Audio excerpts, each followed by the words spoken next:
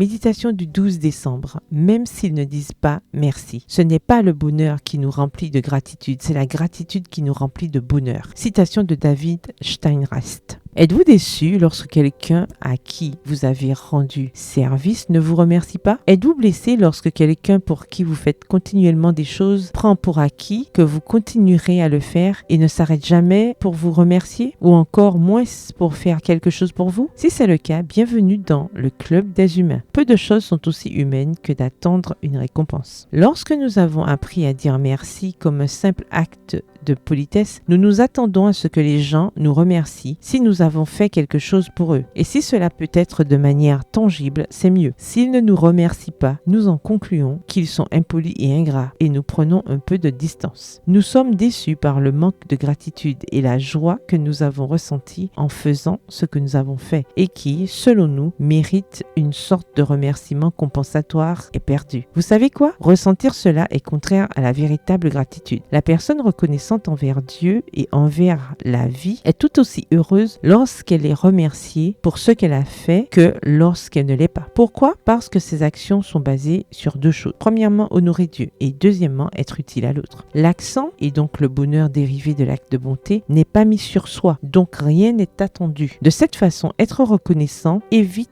les frustrations causées par les attentes non satisfaites. La joie de vivre vient de la pratique quotidienne de la gratitude. Et comment la pratiquer? Il y a plusieurs façons. Écrire chaque soir les raisons pour lesquelles on est reconnaissant. Remercier à haute voix en famille avant de manger ou de se coucher. Inclure la gratitude active dans nos prières quotidiennes. Faire pour les autres ce que ceux à qui nous sommes reconnaissants ont fait pour nous. Ces habitudes ancrées dans notre routine nous rendent plus conscientes de ce que nous avons et de qui nous sommes. Ce qui conduit à l'épanouissement, à la satisfaction de la vie, au bonheur. Développons un odorat pour tout ce qui, chaque jour, est digne de gratitude. De cette façon, les moments du quotidien qui apportent une vraie joie ne passeront pas inaperçus. Et lorsque vous vivrez ainsi, reconnaissante et joyeuse, vous ne serez pas déçus si les autres ne vous remercient pas. Le verset du jour se trouve dans Colossiens 3, le verset 17. Quoi que vous fassiez en parole ou en œuvre, faites tout au nom du Seigneur Jésus, en rendant grâce par lui à Dieu le Père. Bonne journée, que l'Éternel vous bénisse.